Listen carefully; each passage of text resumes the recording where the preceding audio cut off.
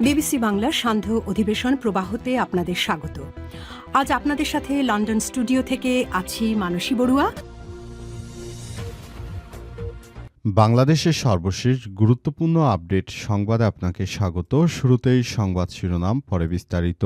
প্রথমেই জানাবো আমাদের হাতে থাকা সর্বশেষ গুরুত্বপূর্ণ সবথেকে তাজা আপডেট সংবাদ। কেন জামাতের আমির মন্ত্রিসভার পরিষদের শপথ অনুষ্ঠানে যাননি?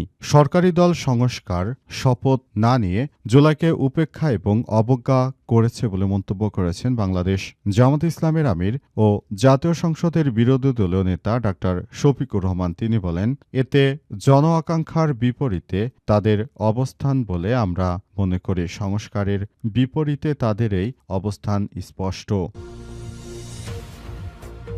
এরপর জানাবো খলিলুর রহমানের মন্ত্রী হওয়া নিয়ে যা বললেন নাহিদ ইসলাম। নতুন সরকারের মন্ত্রিসভায় খলিলুর রহমানের যোগ দেওয়ার মধ্যে সংবিধানের সংস্কারের বিষয়টি নিয়ে যে ইঞ্জিনিয়ারিং হয়েছে সেটি জাতির সামনে উঠে এসেছে বলে মন্তব্য করেছেন জাতীয় নাগরিক পার্টি এনসিপির আহ্বায়ক নাহিদ ইসলাম। আজ সংসদ ও সংবিধান সংস্কার পরিষদের সদস্য হিসেবে শপথ নেয়ার পর এসব কথা জানিয়েছেন তিনি বলেন, ইলেকশন ইঞ্জিনিয়ারিং করে আমাদেরকে হারানো হয়েছে। খলিলুর রহমান এর সঙ্গে জড়িত। এদিকে গণভোটের ফল স্থগিত, রিটের বিপক্ষে লড়বেন শিশির মনির। গণভোটের ফলাফলের কার্যকারিতা স্থগিত চায় বিএনপি। এজন্য একটি রিট দায়ের করা হয়েছে হাইকোর্টে। এর বিরুদ্ধে লড়াই করার ঘোষণা দিয়েছেন জ্যেষ্ঠ আইনজীবী শিশির মনির। জানাবো কে কোন মন্ত্রণালয়ের প্রতিমন্ত্রী হিসেবে দায়িত্ব পেলেন। ত্রয়োদশ জাতীয় সংসদ নির্বাচনে ২৪ জন সংসদ সদস্য প্রতিমন্ত্রী হিসেবে দায়িত্ব পেয়েছেন। আজ জাতীয় সংসদ ভবনের দক্ষিণ প্লাজায় তাদের শপথ পড়ান রাষ্ট্রপতি মোহাম্মদ শাহাবুদ্দিন চুপ্পু। প্রধানমন্ত্রীর পর প্রতিমন্ত্রী হিসেবে শপথ নেওয়া ২৪ জন হলেন এম রাশিদুল মিল্লাত, বেসামরিক বিমান পরিবহন ও পর্যটন। এমনিভাবে ২৪ জনকে দায়িত্ব দেওয়া হয়েছে।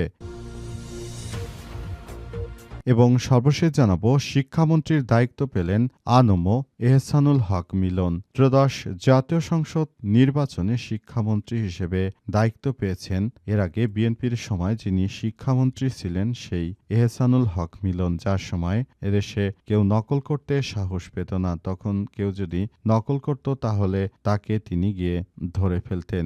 এখন তাকেই আবার বিএনপির পক্ষ থেকে নতুন করে মন্ত্রী করার সিদ্ধান্ত নেওয়া হয়েছে। তিনি শিক্ষামন্ত্রী হওয়ার পর আশা করা যায় সারা বাংলাদেশে এখন আর নতুন করে কোনো ধরনের এই নকল থাকবে না, কারণ দেশের মানুষ এই নকলের বিরুদ্ধে রয়েছে এবং তারা মনে করে যে এবার জাতীয় সংসদ নির্বাচনে যে সরকার গঠিত হলো এই সরকাররা একটি আধুনিক শিক্ষা আমাদেরকে উপহার দিতে পারবে।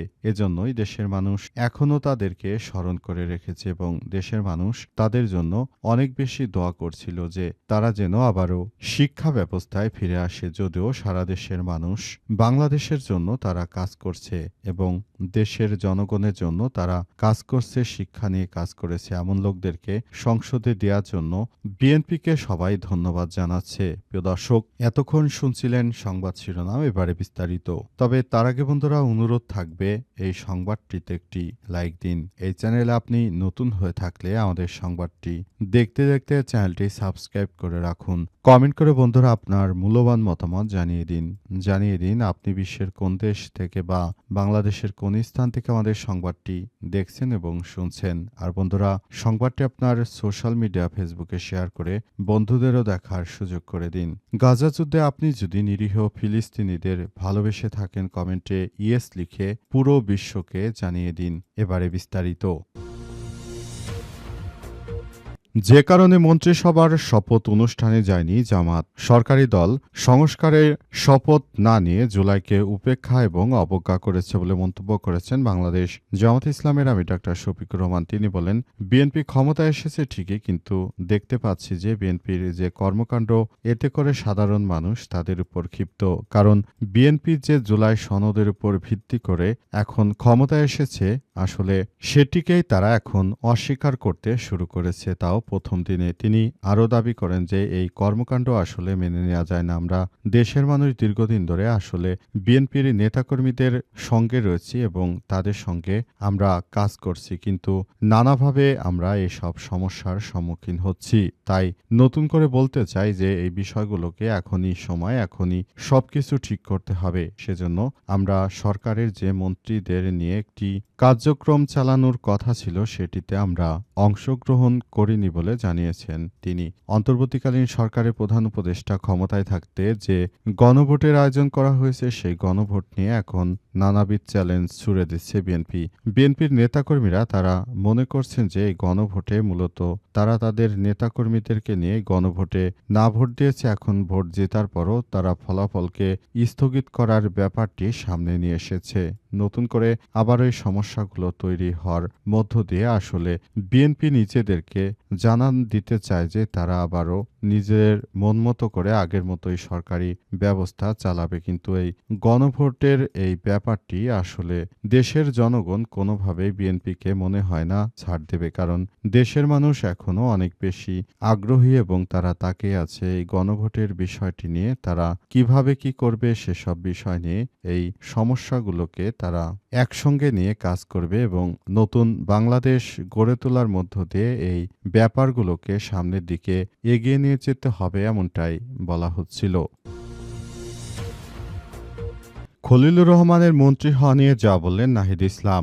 নতুন সরকারের মন্ত্রিসভায় খলিলুর রহমান যোগ দেওয়া নিয়ে এবার মুখ খুলেছেন নাহিদ ইসলাম। তিনি জানিয়েছেন যে যদি খলিলুর রহমান আসলে মন্ত্রী হয়ে যায় সেটি আমাদের জন্য অত্যন্ত দুঃখজনক একটি ঘটনা হয়ে দাঁড়াবে, কারণ খলিলুর রহমান তিনি বা আমাদের যদি একজন মন্ত্রী হন সেক্ষেত্রে তিনি অন্তর্বর্তীকালীন সরকারের একজন ঊর্ধ্বতন উপদেষ্টা হিসেবে কাজ করেছেন। তাহলে যে ইলেকশন ইঞ্জিনিয়ারিং করে আমরা দেখতে পেয়েছি আমাদেরকে হারানো হয়েছে, তাহলে খলিলুর রহমান তিনি মূলত এই ইলেকশন ইঞ্জিনিয়ারিং এর পিছনে জড়িত রয়েছেন বলে জানা গেছে। আমরা মনে করি এবার জাতীয় সংসদ নির্বাচনে সবাইকে একটি সুন্দর ও সম্প্রীতির যে বাংলাদেশ উপহার দেওয়ার কথা ছিল সেটি এই সরকার দিতে সম্পূর্ণ ব্যর্থ হয়েছে। তাই আমরা বলতে চাই সরকারকে এখন থেকে সব বিষয় নিয়ে আরো বেশি সতর্ক থাকতে হবে। তিনি যদি তার জায়গা থেকে যে দায়িত্ব পালন করার কথা ছিল তিনি সেটি করতে পারেননি, সেটি আমাদের জন্য অত্যন্ত দুঃখজনক একটি ব্যাপার হয়ে দাঁড়িয়েছে।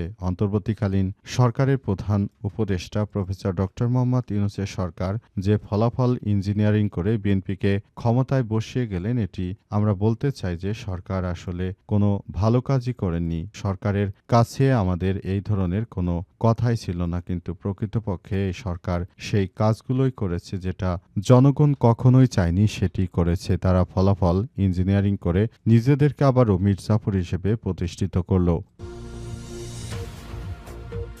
গণভোটের ফল স্থগিত, রিটের বিপক্ষে লড়বেন শিশির মনির। গণভোটের ফলাফল কার্যকারিতা স্থগিত চেয়ে বিএনপির পক্ষ থেকে এক দুর্বৃত্তকারী হাইকোর্টে একটি রিট করেছে। সেই রিটের বিপক্ষে লড়াই করার ঘোষণা দিয়েছেন শিশির মনির। তিনি জানিয়েছেন যে কার্যক্রম বিএনপি শুরু করেছে এটা দেশের জনগণ কখনোই মেনে নেবে না। দেশের জনগণ যে শেখ হাসিনাকে ক্ষমতা থেকে উৎখাত করতে প্রায় 10,000-এর মতো সর্বমোট 20,000-এর মতো মানুষ ক্ষতিগ্রস্ত হয়েছে, এর মধ্যে প্রায় 3,000-এর মতো মানুষ নিহত হয়েছে, বাকি সবাই নানাভাবে ক্ষতিগ্রস্ত হয়েছে। কেউ হাত হারিয়েছে, পা হারিয়েছে, চোখ হারিয়েছে, এমন অনেক ঘটনাই সামনে এসেছে। তবে এই বিষয়গুলোকে খুবই দুঃখজনক হলেও সত্য যে এই বিষয়গুলো অত্যন্ত দায়িত্বশীলতার সঙ্গে সবাইকে এখন থেকেই পুরোপুরি কাজ করার ব্যাপারটি নিয়ে সবাই মিলে কাজ করতে হবে। অন্তর্বর্তীকালীন সরকারের প্রধান উপদেষ্টা প্রফেসর ডক্টর মোহাম্মদ ইউনূসের সরকার যে নতুন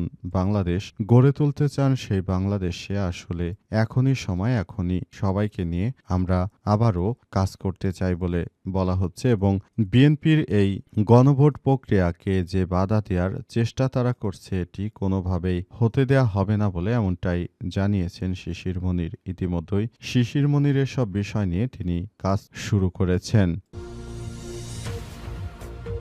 কে কোন মন্ত্রণালয়ের প্রতিমন্ত্রী? ত্রয়োদশ জাতীয় সংসদ নির্বাচনে 24 জনকে প্রতিমন্ত্রীর দায়িত্ব দেয়া হয়েছে বলে অন্তর্বর্তীকালীন সরকারের পর এবার তারেক রহমান তিনি এই মন্ত্রণালয় ঘোষণা করেছেন এবং তিনি এসব বিষয় নিয়ে কথা বলেছেন। তারেক রহমান যাদেরকে প্রতিমন্ত্রী করেছেন এদের মধ্যে গুরুত্বপূর্ণ কয়েকজনের বর্ণনা দেয়া হচ্ছে। এদের মধ্যে নুরুল হক নূরকে প্রতিমন্ত্রী করা হয়েছে। প্রধানমন্ত্রীর পর প্রতিমন্ত্রী হিসেবে শপথ নেওয়া ২৪ জন এম রাশিদুজ্জামান মিল্লাত বেসামরিক বিমান পরিবহন, অনিন্দ ইসলাম অমিত বিদ্যুৎ ও জ্বালানি খনিজ সম্পদ মন্ত্রণালয়, শরীফুল আলম বাণিজ্য মন্ত্রণালয়, শামা ওবায়দ ইসলাম পররাষ্ট্র মন্ত্রণালয়, সুলতান সালাউদ্দিন টুকু কৃষি মন্ত্রণালয়, মৎস্য ও প্রাণী সম্পদ মন্ত্রণালয়, খাদ্য মন্ত্রণালয়, ব্যারিস্টার কায়সার কামাল ভূমি মন্ত্রণালয়, ফরাদ হোসেন আজাদি পানি সম্পদ মন্ত্রণালয়, আমিনুল হক যুব ক্রীড়া মন্ত্রণালয়, মীর মোহাম্মদ হেলাল উদ্দিন পার্বত্য চট্টগ্রাম বিষয়ক মন্ত্রণালয়, মোহাম্মদ আব্দুল বারী জনপ্রশাসন মন্ত্রণালয়, মীর শাহে আলম স্থানীয় সরকার পল্লী উন্নয়ন ও সমবায় মন্ত্রণালয়, জোনায়েদ আব্দুর রহিম সাকি অর্থ মন্ত্রণালয় ও পরিকল্পনা মন্ত্রণালয়, স্বরাষ্ট্র মন্ত্রণালয়, ইশরাক হোসেন মুক্তিযুদ্ধ বিষয়ক মন্ত্রণালয়, ফারজানা শারমিন পুতুল মহিলা শিশু বিষয়ক মন্ত্রণালয়, শেখ ফরিদুল ইসলাম পরিবেশ বন ও জলবায়ু পরিবর্তন মন্ত্রণালয়।